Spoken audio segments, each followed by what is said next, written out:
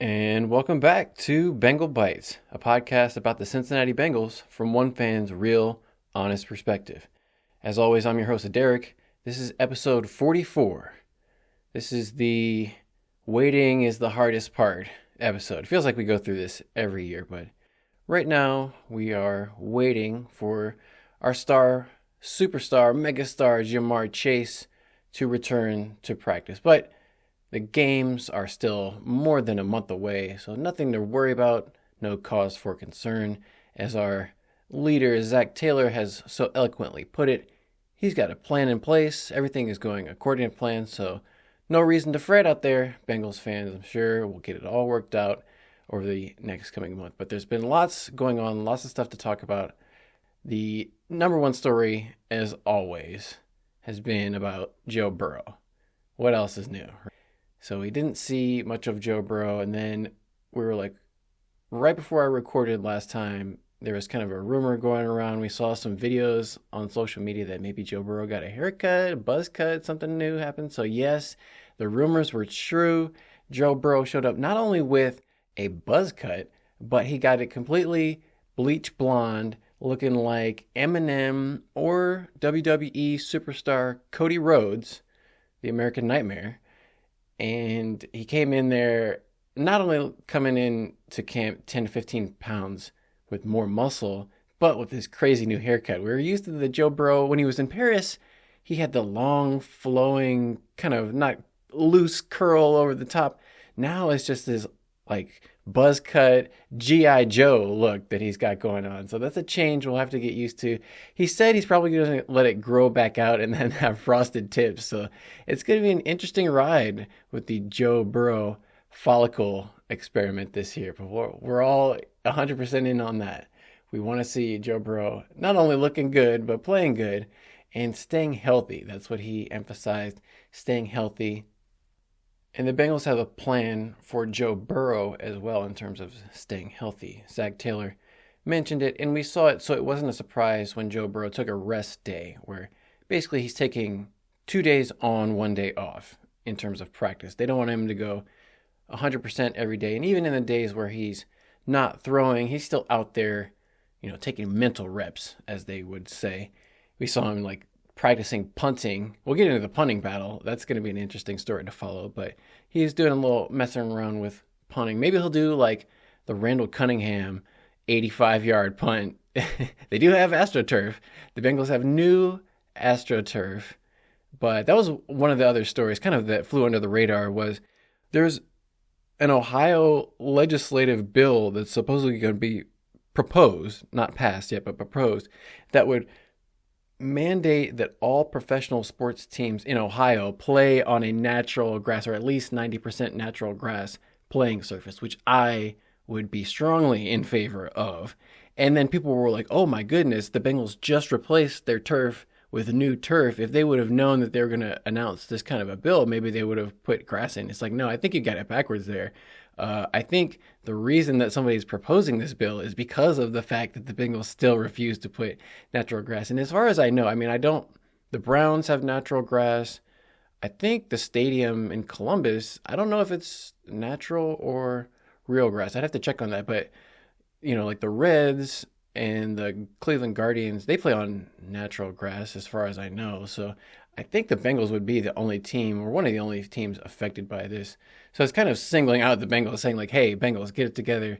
Why don't you have natural grass? And the Bengals are making some steps in the right direction. So before camp started, one of the things that they remedied that they hadn't had in a long time until the last few years was the Ring of Honor.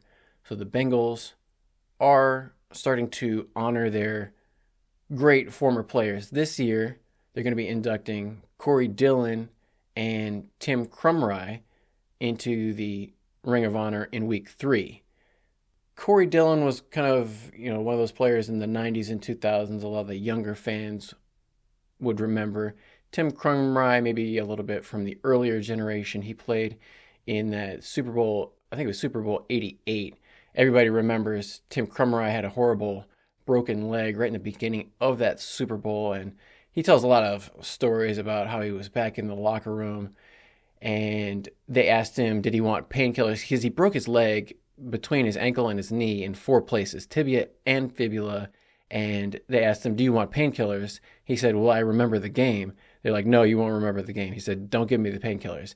And Jeff Ruby from Jeff Ruby's Steakhouse brought a television down into the locker room because he wanted to go back out on the sidelines. They're like, no, you can't. I think they like chained him to the wall so he couldn't leave the locker room. But Jeff Ruby brought a television and a beer down for Tim Krumrie to watch before they took him to the hospital. They had to take him before the end of the game and get him out of there. And he finally did have to take the painkillers, but just a psycho nose tackle. And he's one of the legendary, so he deserved to get in because he was like, I think still in the top 5 in terms of tackles for a career as a Bengal. And he played nose tackle, played like straight up on the center. So he was always getting double teamed, double A-gap player. And he takes a huge amount of pride in the fact that he never missed a single game, even despite breaking his leg in 4 places in the Super Bowl. Never missed a game in his career from high school to college to 12 years of playing in the NFL. Never missed a game. He came back after the Super Bowl and played in week 1 the next season. So unbelievable player.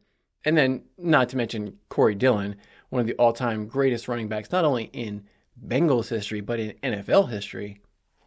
As you might remember, Corey Dillon broke 2 long-standing NFL records. He broke Jim Brown's rookie rushing record.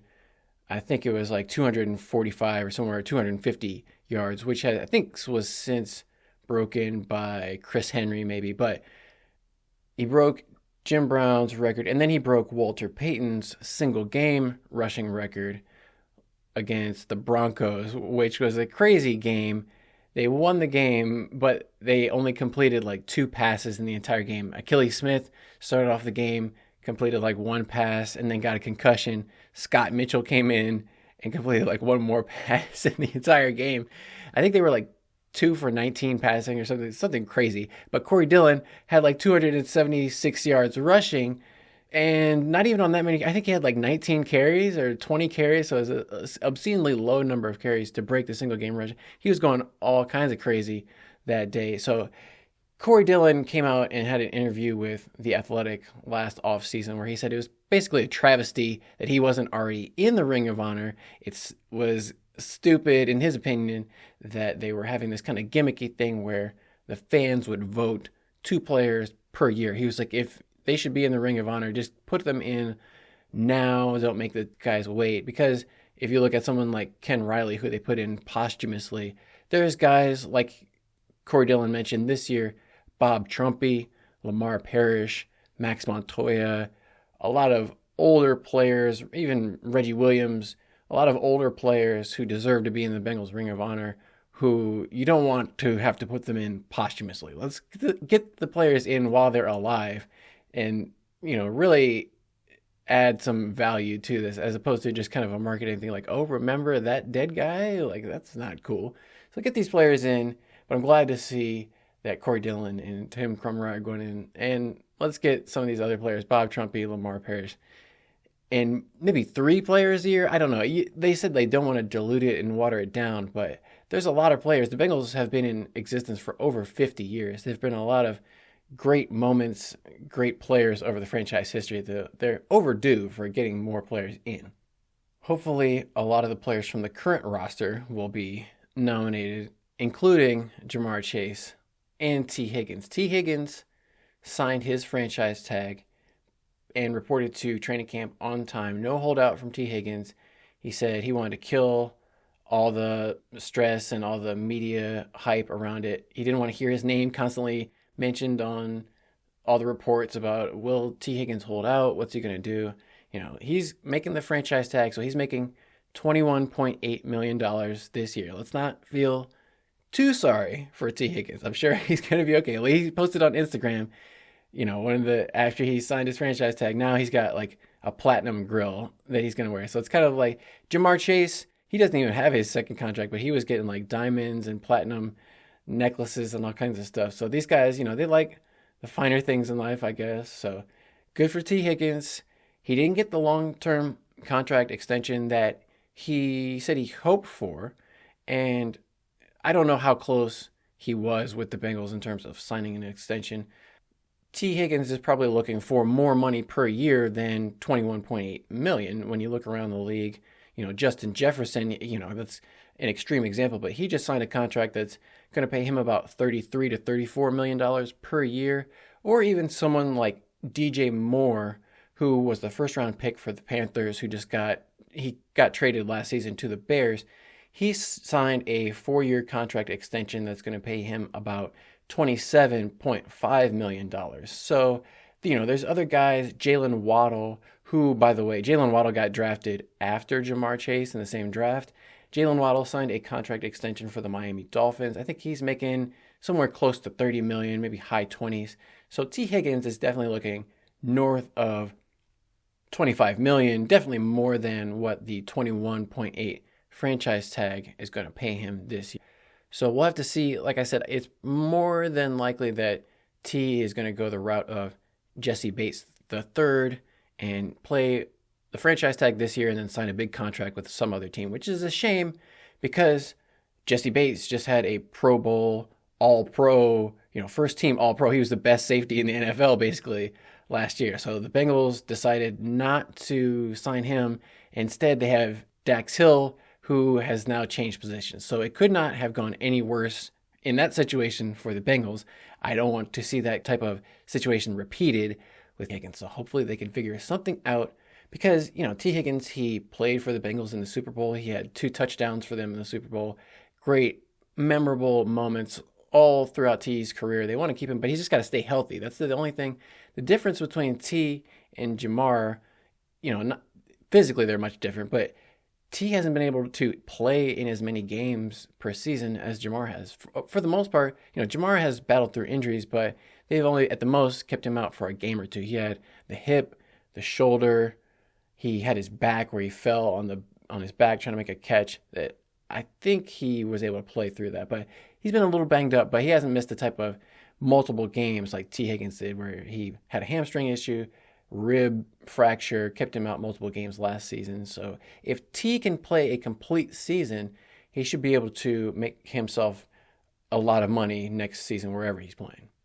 Now, as they do every year, Mike Brown it's like Groundhog Day, basically. You only see Mike Brown once a year, once a season. He comes out at the first day of training camp. It's called Mock Turtle Soup Media Day. I've never had this mock turtle soup concoction, but from the way Dan Hoard, the Bengals radio announcer, described it on his excellent Bengals Booth podcast, probably the best podcast out there. If you're not subscribed to the Bengals Booth podcast and you are subscribed to Bengals Bites podcast, maybe you got confused and you were looking for Bengals Booth and you landed here. So I will do you a public service. I'll redirect you to the better podcast, which is the Bengals Booth podcast, because on there, Dan Hoard, he gets to interview all the players because he's a employee of the team. So he talks to the players, current players, former players, coaches, people all throughout the organization. And he said that mock turtle soup is basically some kind of dish that was popular around the turn of the 20th century. So over 100 years ago with I forget, he said German or Polish immigrants, where it's like ground beef, veal, ketchup, Worcestershire sauce, something else, maybe eggs. I don't know. It didn't sound that appealing, but that's what they serve as some kind of specialty dish at kickoff every year. So when Mike Brown says things like, I think the food in the cafeteria is pretty good, let's just keep that in mind, that he also thinks mock turtle soup is good. But anyway, Mike Brown, Duke Tobin, Zach Taylor, Lou Anarumo, defensive coordinator. I should mention Zach Taylor's the head coach if you forgot. Yeah. Dan Pitcher, the new offensive coordinator, they all spoke to the media, and they did it in kind of groups where they would have groups of reporters kind of cycle around to the different coaches at different tables. So they would, just a handful of reporters interview one coach at a time, and they'd move. And that was fine. They didn't really say anything that interesting. Mike Brown said that he was like, Jamar Chase is our number 2 most important player behind Joe Burrow. he knows that, we know that, everybody knows it, and we're going to do everything. We're going to bend over backwards, he said, to sign Ja'Marr Chase. But right now probably wasn't the best time to negotiate and probably wasn't the best time to make a long-term extension with Ja'Marr. And he said that, well, for some reason, Ja'Marr thinks that what other people get paid should influence what he makes. It's like, yeah, no shit, dude. Like, have you ever heard of free market? Mike Brown would hate learning about Glassdoor.com. He would not, this is not a promotion for them, but he would not want to know that you could just go and basically Google how much do other people make. Like, Ja'Marr Chase can see that he's underpaid in terms of Pro Bowl wide receivers in the NFL. They're, the people who put up the stats that Ja'Marr Chase puts up make 4, 5, 6 times the amount of money that Ja'Marr Chase is making this season. Ja'Marr Chase is making about $1 million base salary and 3.8 as some kind of roster bonus. So basically he's making 4.8 million this season, which again, to you and me and everybody else is probably more than we'll make in our entire lives. But we're not NFL professional football players, or most of us aren't. Ja'Marr Chase is a freak. Like Zach Taylor mentioned when they asked him, how do you know that Ja'Marr Chase is going to be ready to go, even though he's sitting out right now? And Zach Taylor was like, oh no, all good, all part of the plan. He'll be ready to go whenever it's time. And they're like, how do you know? He's like, because he's a freak. That's how I know, because Ja'Marr Chase is a freak. And that's true. That's the thing. It's like, I don't like Zach Taylor's answers to any of the questions, but at least he doesn't lie. I think he's given up on the lying. As far as we know, Ja'Marr Chase is number 2. I would say Ja'Marr Chase is number 1 best player, but I agree, Mike Brown, in terms of value to the team for making money, because that's what Mike Brown is more concerned about. Joe Burrow, obviously, number 1 cash cow. But Ja'Marr Chase, in terms of winning football games, might be equally as important. But Zach Taylor has said it's all part of the plan, nothing to worry about. We'll see. If I were Ja'Marr Chase, I wouldn't play another snap or put my body at risk until I signed a long-term contract, or at least some kind of contract reorganization to where he's making more than $4.8 million. Because even we just mentioned T. Higgins, who has not produced as much as Ja'Marr Chase, even though he's been in the league for 1 year longer. T. Higgins, 0 Pro Bowls. Ja'Marr Chase, 3 Pro Bowls.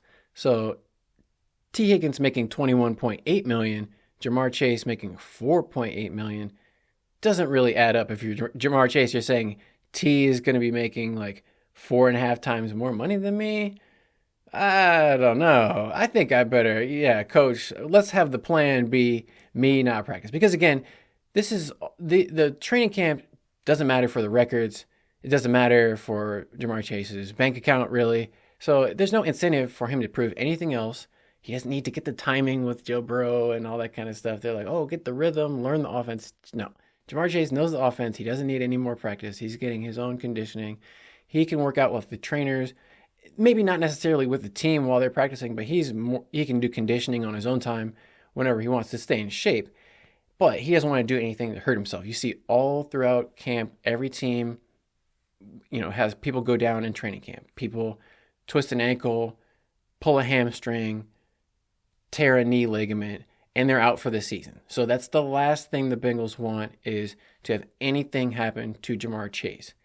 And from his perspective, getting injured, obviously that doesn't help him at all in terms of playing this season, playing well this season, and having any kind of leverage to negotiate a new contract. Last year, when Joe Burrow started off training camp, we were wondering, is Joe Burrow going to do kind of a hold in or hold out? He reported to training camp on time and then immediately pulled his calf muscle. So then the question was, did he really hurt himself, or is this some kind of ploy to get a better contract? Or that didn't really make any sense to intentionally fake an injury to try to sign a contract. He was actually injured. So on the one hand, it was good. It was like, okay, at least he's not faking injury to get a better contract, but also, oh no, Joe Burrow is injured. That's not good either. And then that probably added to the complication, made it why it took so long to sign Joe Burrow to that extension. They wait all the way until a Saturday before week 1 to sign him to the extension. So I think Ja'Marr Chase is smart. He's looking at all these situations. He's looking at Joe Burrow's contract situation. He's looking at Justin Jefferson, his former LSU teammate with Joe Burrow, how he went about his business, how T has done it, how all these players that the Bengals have either signed or not signed while Jamar has been there, like Jesse Bates, DJ Reader, Tyler Boyd, Joe Mixon, some of those players that were on that Super Bowl team who have since left. Jamar has to take all that into account when he's dealing with the Bengals. And in these type of situations, a lot of the media, a lot of the beat reporters, they're always going to take the side of the team. More often than not, I'm going to take the side of the players just because I was not a professional player, but I played the game at least. A lot of these reporters, they've never even played football in their lives, and they're always just going to report on the side of the team that they're reporting on because they don't really work for the team directly, but they need access, so they need to say nice things about the team. And, most fans want to hear nice things about the team. They don't want to hear anything negative or critical. So everything's nice, everything's positive for the team perspective, and sometimes it'll be against the players. Well, the players are being greedy. The players don't, want to do this. It's always for the team against the player. I fight back against that, or at least stick up for the player and say, I think the players have to do everything they can to get paid what they can while they can, because there's no guarantee. Mike Brown's talking about they're going to bend over and do whatever they can to pay Jamar next year when the time comes. No, not right now. But next year we're going to take care of you. For an NFL player, there's no guarantee that there will be a next year. You see players who retire in their mid to late 20s, 27, 28 years old, guys hang it up. So there's no guarantee that there's going to be many more years to come. You need to get paid everything possible while you can. So the whole concept of, just take $4.8 million now and we're going to pay you 21. He's scheduled to make 21.8. And that's the other thing Mike Brown said was, he's under contract for 2 seasons and nothing he can do, basically. So they have all the leverage. If Jamar Chase, the only thing he can do is hold out. The reason he's at training camp but not practicing is because if he didn't show up at all, the Bengals would be able to fine him $50,000 per day. So that could add up, over the course of 25 or 30 days of training camp. That's a lot of money to be fined. The team could, in theory, forgive it and Jamar wouldn't have to pay it if he didn't show up. But to not even have that be an issue, that's why Jamar Chase has showed up. But that's what they're talking about with this plan, is he's there so he doesn't get fined. And he's taking part in terms of watching, giving advice. Also, as a player, you can't just show up and he's not injured. That's the thing that they're always asking these reporters, like Ben Baby for ESPN. He's always trying to clarify that Jamar Chase is not injured. Because if he's not injured, they would have to report whether or not he was injured. I guess since it's not a game week, they don't have to report all the injuries yet. But they're trying to clarify, okay, he's not injured. So if he's not injured, but he's not taking part in practice, normally a team would fine a player if he didn't practice. He just showed up and said, I'm not going to practice. Conduct detrimental for the team. So the owners got the players either way. If you don't show up, they fine you for not showing up. If you do show up, but you don't practice, they fine you for conduct detrimental to the team. Zach Taylor is going along with this and just saying, it's not conduct detrimental to the team. Jamar and I have a plan in place. He's doing everything. And it's not just Jamar. As Zach Taylor would point out, Trey Hendrickson is also not practicing. And he hasn't since the first day of training camp. And he won't say whether that is related to his contract, but similar situation. Trey Hendrickson requested a trade in the offseason. He said he was going to retire if the Bengals didn't give him an increase in his pay. So he's looking for a new contract, and he's eligible now that it's past July. Now his new contract, he's eligible to sign a new contract. So he's maybe not holding in or holding out, but not practicing right now. And there's a few of the other veteran guys who are having some veteran rest days. Zach Taylor's known for being very easy on the players, and he's a player's coach, but he's also an owner's coach. That's the reason why Zach Taylor still has a job, is because the players like him and the owner likes him. So he will go along and try to toe that middle ground. Like I said, he's not a good liar, so he doesn't try to lie, but some of his answers, if I were a reporter, which I'm not, and I don't really care if the reporters get annoyed, but I would maybe get annoyed with some of the responses I get out of Zac Taylor, because he just says the same things over and over. Oh, we got a plan, all according to plan. Yep, that's the plan. Plan. He never strays from the plan. It's always the plan. It's always the same. Not very interesting. And so then instead of saying that, finally he said, they asked him about some, I think it maybe was Trey Hendrickson's contract situation.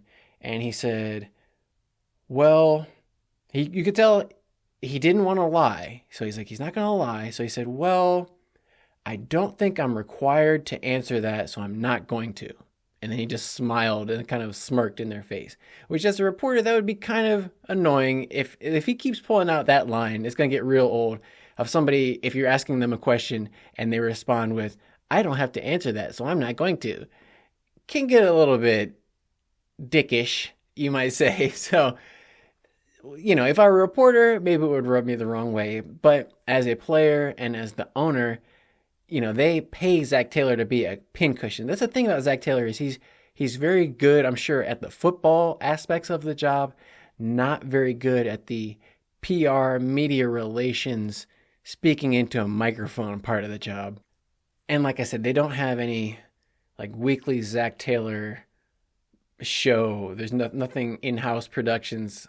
There's really no in-house productions at all from the Bengals. I don't know what's up with the Bengals media department lately.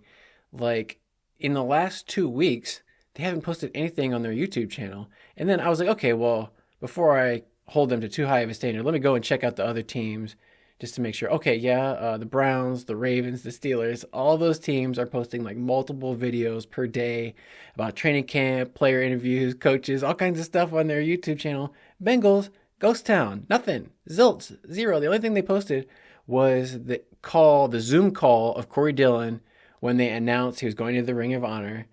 And then they had a recap summary that the NFL Films, not even the Bengals, but the NFL Films produced of last season's team, which is the total, it's the thing that they show on the weekends, whatever, the season of the 2023 Bengals, which you would see on Saturday afternoon somewhere, whatever. So it cuts out all the bad parts. It doesn't show any of the horrible losses that they had. They started the episode in week 3 after they didn't mention the 2 games that they lost to start off the season. None of that. Anyway, but that was the only thing that they posted in the last 2 weeks. And it wasn't even from the Bengals media department. So it's because they had more content last summer, this summer, nothing. Maybe they didn't feel like they get any return on investment from the media that they were putting out in terms of getting new fans, new interest. I don't know, but from a media consumer perspective, i.e. me, when I go to the Bengals media channel, there's no new videos. It's kind of disappointing. I'm trying to get excited as a fan, and the team's not even seemingly putting out any content to match my excitement. It's weird that other reporters, other YouTube channels, maybe that's what the Bengals are doing, is thinking, hey, why should we invest our time, money, effort into producing content when there's other reporters out there? They're just going to do it for us anyway. They're going to give us publicity and we don't even have to pay them anything. So why do it ourselves? Why try harder when somebody else is going to do it for us? I would like to hope that the Bengals would ramp it up. They said that they're going to have some more From the Jungle episodes. So maybe they're putting their resources into the From the Jungle, and we'll just have to wait. Maybe it's kind of a production lag thing where, it's just going to take a few days to edit everything. And once they get going, then the content will start coming out. That's what I hope for. But it's been kind of dry on the media front for the Bengals. One of the only things that they did have recently, just yesterday, was a video of the new locker room. So the new locker rooms, the Bengals got new locker rooms. They've been in these little temporary locker rooms all summer. So they finally will be able to move into their permanent new homes. They look all plush and luxurious, and they've got cool lights everywhere. And maybe more importantly, the equipment guy showed off how the functions of the locker. They've got fans built into the lockers everywhere. So when you put your helmet and shoulder pads into the locker, there are fans that dry off everything. So, when you're out practicing, you're getting all sweaty, everything is getting wet. your gloves, your towels, your jerseys, pants, everything you're wearing is completely covered in sweat. So when you come into the locker room, take all that stuff off, they can put them in their lockers and get totally dry. That will help just in terms of, the smell and how you feel, keeping everybody clean and fresh.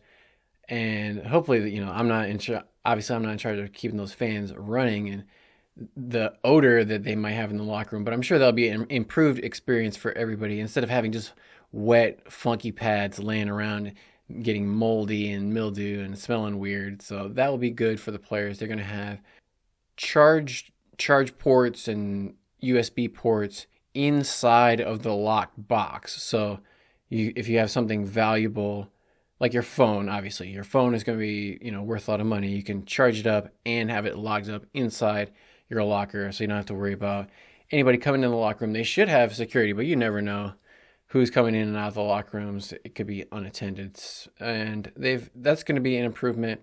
And Mike Brown mentioned how they're making stadium improvements.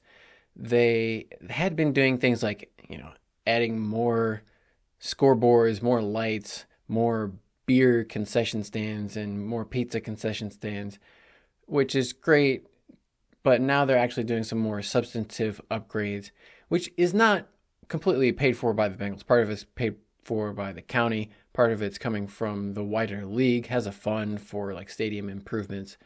So it's not like the Bengals are ponying up all the money for this, but they're making some improvements to the stadium, which it could use, because really, the locker rooms and the stadium itself haven't been updated at all since it was built about 25 years ago. So, some of these players, that's basically older than some of the players that they have on the team. The average age of the Bengals right now is about 25 and a half years old. So you've got players who are, younger than the stadium. Basically, nothing's been updated in some areas since they've been alive. So it was probably due for some improvements. Now they're saying it's all state of the art, all that kind of stuff. They've got apparently better training rooms, more facilities like that. One of the things that they are going to have to work on was the food. The players in the surveys mentioned how the Bengals have like F- in the food. They had another, I don't know if it was the same survey, but the ESPN published another survey that they did where the Bengals players said basically like the food options that they had were worse than what they had in college. They went to like some top 5 Division I football programs where the food that they were getting fed in college was better than what they had playing for the Bengals, and they said how some players didn't even eat at the stadium, which is too bad. If whatever they're serving, it should be good enough that the players would want to stay there and eat it, as opposed to not wanting to stay and going and getting their own options outside the stadium. But they did show in the locker room that Joe Burrow has a microwave and a refrigerator built in right next to his locker. So I think he had kind of brought those just because there was maybe a space next to his locker. So maybe Joe Burrow brought that himself from home, but now they just have it built in so he doesn't have to bring his own, which is nice. But like Jamar Chase was salty. He's like, man, I'm mad that Joe Burrow has his own microwave and refrigerator next to his locker room, or next to his locker, and I don't. But, Joe Burrow just gets preferential treatment because he's a quarterback and because he's from Ohio, and for other reasons, Joe Burrow gets preferential treatment. Hopefully they take care of Jamar Chase too. But speaking of the lockers, one important detail that I noticed that probably nobody else is going to notice, there's a pull-out shelf. So the lockers, they're not that wide. Surprisingly, I know they're limited in the amount of lockers and the amount of space they have in the locker because they can't, they can only have so much space in this stadium. So maybe if they were going to build a new stadium, they would design the locker rooms themselves with more space, but they can only do so much with the space they have in this current existing building. So the lockers are still relatively narrow. They look about maybe 3 or 3.5 feet wide, maybe like the width of, if you've got a small refrigerator or something like that, it'd be about that width. Not wide, but, wide enough. But you're still going to be kind of shoulder to shoulder with the player next to you. If there's somebody with a locker right next to you, you're still going to be right next to each other. So not a ton of space, but they've got this pull-out shelf to make the best use of the space. There's a shelf that pulls out, and then it's got shelves stacked up next to you, like along your side. And etched into the sides of the shelves is the words to the fight song. So it says, "Who they think gonna beat them Bengals?" And so now the players, because a lot of them seem to forget the words to the song. They were singing, "Who they say gonna beat them Bengals," which is incorrect. I think a lot of these guys are from the New Orleans area. And apparently that's what the Saints, some variation on "Who dat say" or something like that. So these guys who are growing up around the Saints are bringing this incorrect lyrics to the Bengals song, and it makes them sound like they don't know the words to their own fight song. So now they can read in their locker when they pull it out right in front of their face, "Who they think." Who they think. It's just a reminder, who they think. As another reminder, Andrei Iosivas, number 80, second-year player from Princeton. A lot of people in the media are still struggling mightily to pronounce Andrei Iosivas' name. So Iosivas, and I think part of it is due to the fact that Zach Taylor obviously cannot pronounce Iosivas. So he just calls him Yoshi or Yosh, which is not the correct pronunciation. There's no Yosh sound in there. It's Iosivas. And a lot of people get that wrong. And he mentioned on the Renee All Day episode where people are calling him Yoshi. And first of all, he's not. So people were like, oh, he must be Japanese. And he's not Japanese. And his name is not pronounced Yoshi. So it's Iosivas. And I think it was like Romanian or something like that. But anyway, Dan Horde always pronounces it correctly, which is good because he's the radio announcer. So he's like the official voice of the Bengals. So as long as he says it correctly, and I think Dave Lapham is slowly starting to pick it up and say it correctly. He's heard it enough times. Jeff Hobson still can't pronounce it. He can't pronounce anything correctly. So I've given up hope on Jeff Hobson. He doesn't even remember half the players on the team most of the time. But he's like the senior Bengals writer for Bengals.com. But anyway, he can spell it correctly. So that's better than nothing, I guess. But let's just wrap up with some odds and ends, news details before we get out of here this episode. So going into training camp, obviously everybody's looking good, best shape of their life. No news is good news. We haven't heard too much in terms of catastrophic injuries that would have any players out for the entire season. So that's good. Even though we haven't had any good news in terms of Jamar Chase signing a new contract and having him practicing with the team again. Good news in terms of no injuries. We saw Eric All, their fourth-round tight end draft pick, cleared to practice. He's coming back from an ACL injury. We'll see. They're going to probably kind of ease him into him. No reason for him to hurry back, but it's encouraging that he'll be probably on the active roster this season as opposed to just being on the PUP, physically unable to perform list all season, kind of having a redshirt year. The first-round draft pick, oh, I forgot to mention, it was kind of a formality, but Amarius Mims, he did sign his rookie contract, so nothing to worry about there. When they got him back in the building, he signed his contract, looking good, and he's been passing the eyeball test according to everybody at practice. He looks all 6'8", 340 that they drafted him. So they're just starting to get the pads on. It was just shorts and t-shirts before the last couple of days, so not much you can really glean from that. But so far, so good with Amarius Mims.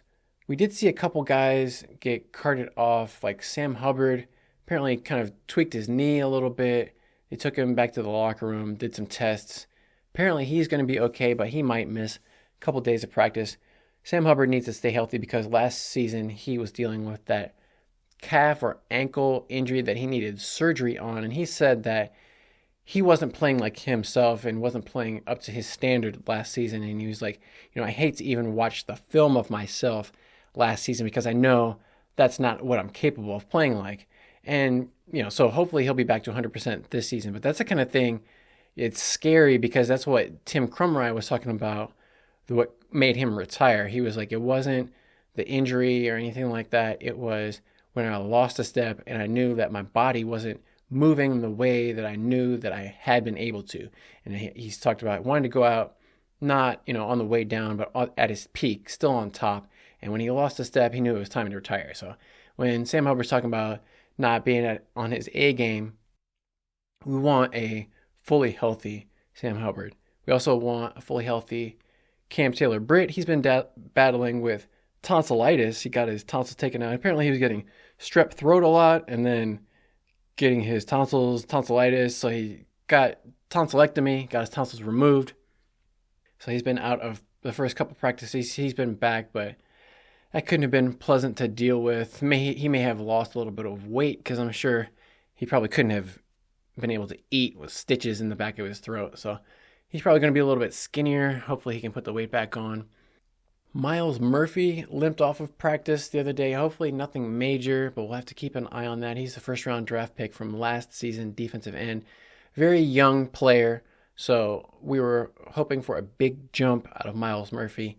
Hopefully this is just a minor setback from him. Otherwise, everything's looking good. Everyone's healthy. From the defensive aspect, they said that the communication from the safeties are looking so much better, and everybody's looking great, I'm sure, at this time of the year. But the punting battle is heating up.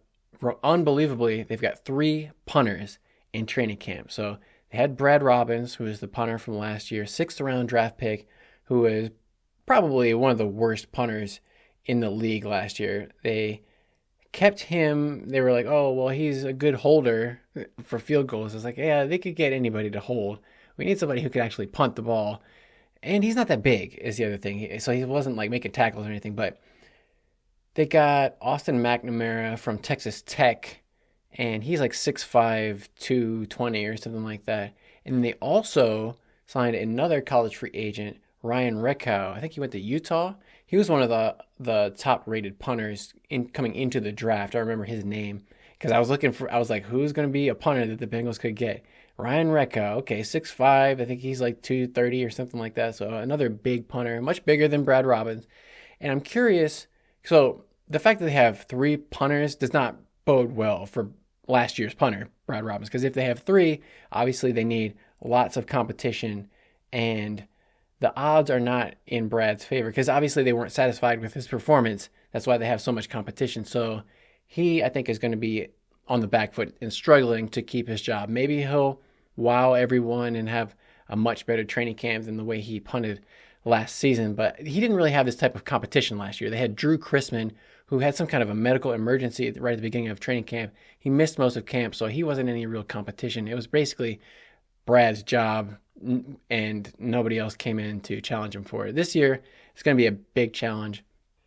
And I'm curious to see whether they consider using one of these bigger punters as a kickoff specialist. Sometimes, if you're a punter, you can also kick off of a tee, maybe not with the accuracy and precision of a field goal kicker, but in terms of long distance kicking, maybe they could do that. I know Evan McPherson, that's one of the things he prides himself on, is having a strong, accurate leg. So in terms of if they want to kick, because they're going to have these new kickoff rules where they're going to minimize the touchbacks. It's going to be, I think they're going to take it on the 30-yard line if it goes out of the end zone. So teams are going to be more incentivized to have more returns. But Evan McPherson is not very big, and you don't want Evan getting involved in tackles. So you might want to, if you've got this 6'5" punter, maybe he'd be a little bit better at making tackles than Evan would be. And if he could kick with the same amount of accuracy and distance Evan does, I think it would be a better idea. I know some teams had even experimented with the idea of having one of their defensive players, safety, like a defensive back, kick off so that they could then go down and cover on the kick coverage team, be more effective, since there's going to be more returns this year, have a more effective defender than just your average kicker out there. So we'll have to see. It's going to be interesting to see how that all plays out this season. And even in the preseason, that's going to be our first opportunity to see these new rules is going to be in the preseason. One of the other things that I'm going to be interested to see is whether the players start wearing the Guardian caps in the games and even in the preseason games. So the Guardian caps are the padded outer shells that the players have been wearing during practice. They started off with the big offensive linemen because every play in practice or in a game, when the offensive linemen and defensive linemen come together to engage, they most likely are making contact with the crown of their helmet or a lot of times, if you're face to face with another guy and you step forward and he steps forward, you're going to make contact with each other with the top of their heads.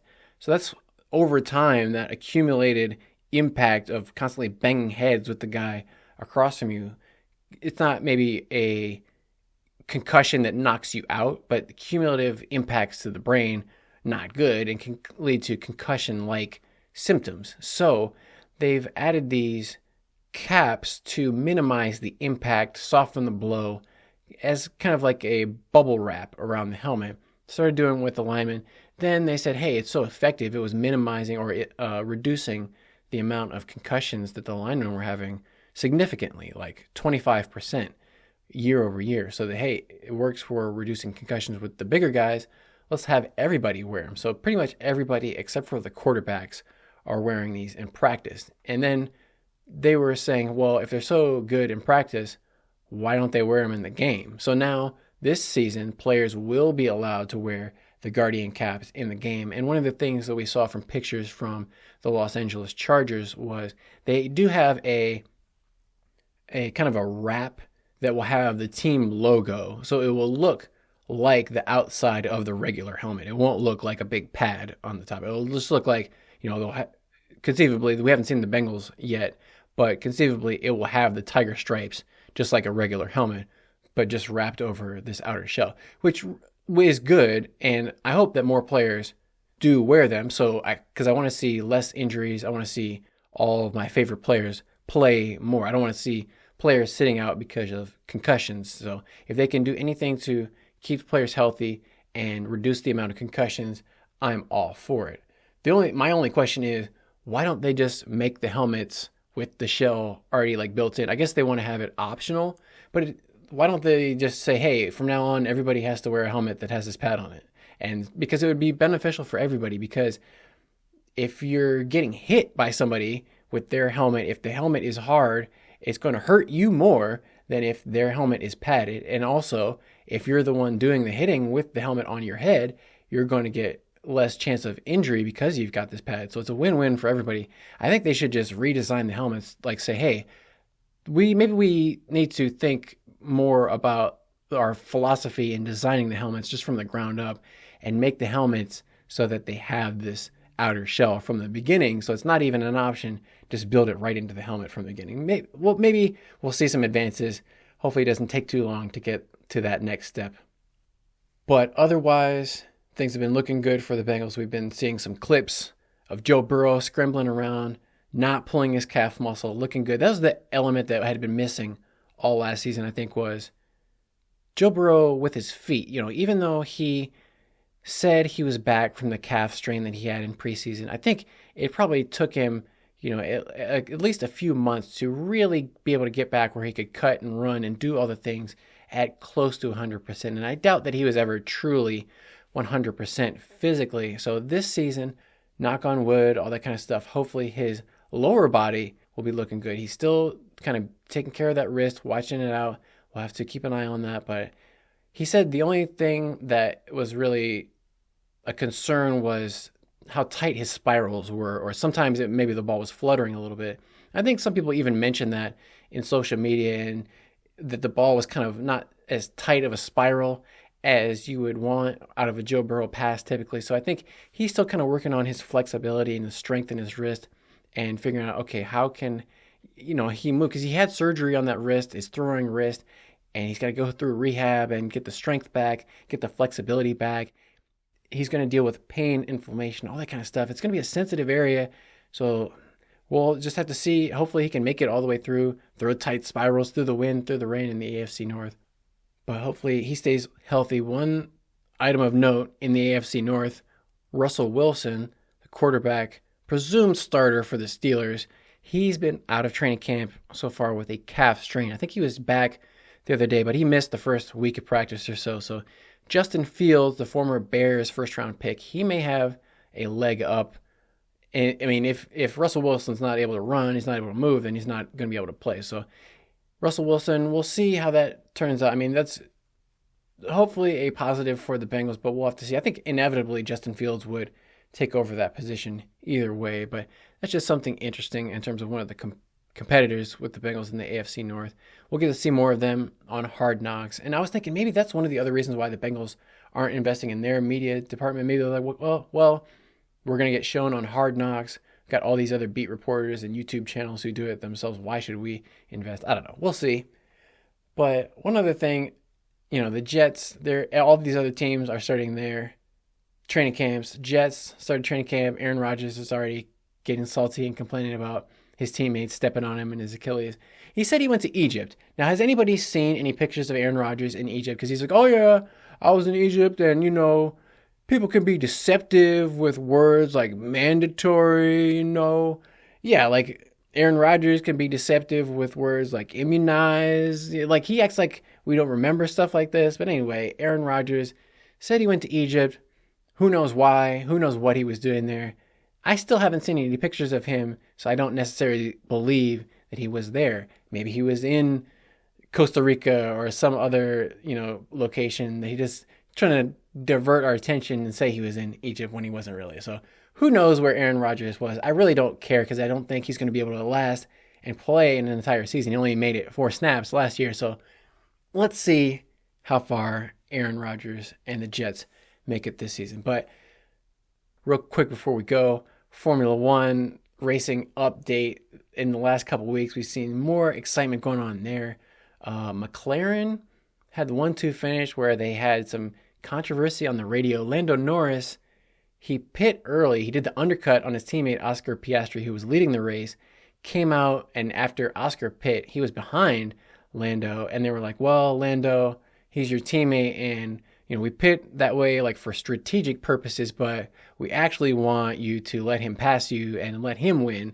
And Lando, for 5 or 10 laps, was like, well, I don't know. Why doesn't he just catch me?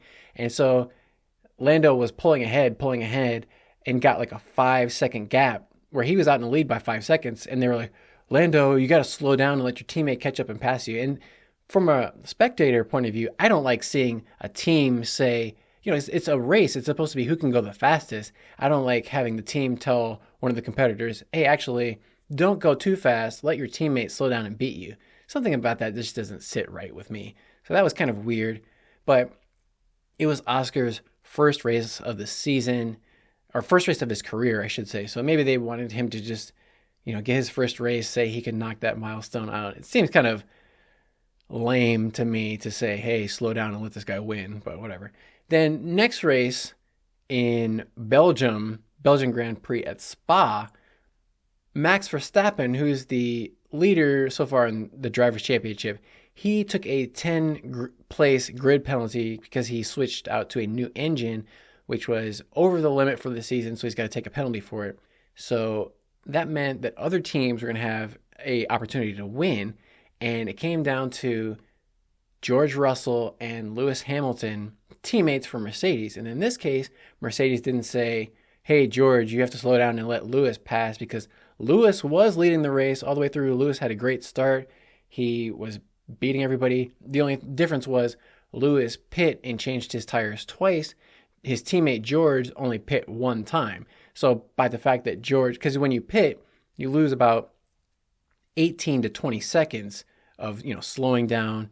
They still are super fast in terms of changing the tires. It only takes like 2.5, 3 seconds to change the tires. They don't need to refuel. They are limited to 60 miles an hour in the pit lane. But when they come back out, they lost about 20 seconds. So that's a big advantage for George. George was going crazy because he won the race. Lewis couldn't catch him. And Lewis was very disappointed that he couldn't get the strategy call in his favor and win the race. But it was still great that it was a Mercedes 1-2 finish. Then after the race, a couple hours later, it came down, actually, George Russell disqualified. So there's a minimum weight, and if you're below it, then your car has an advantage, because over the course of the race, that's less weight that you have to carry around. You can go that much faster.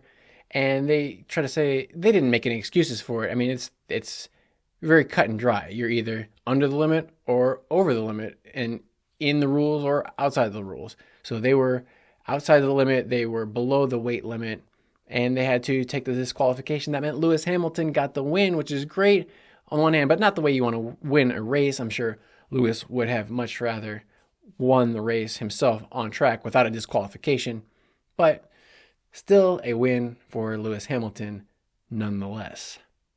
But now Formula One is on their summer break. Nobody's going to be doing anything in their factories for the next 3 weeks, so we can take a hiatus from Formula One, focus all our attention on the Bengals training camp and what they got going on. The Olympics are going on, so if you're into the Olympics, you can check that out too. We're going to come back with the next episode, with the next update as soon as something drops. So subscribe, turn on the notifications, ratings, follows, whatever you do to get this podcast on a regular basis, because we will be having more podcasts coming to you soon. So stay tuned. But until next time, I'm going to leave you with a hoo-day and stay hungry for more Bengal Bites.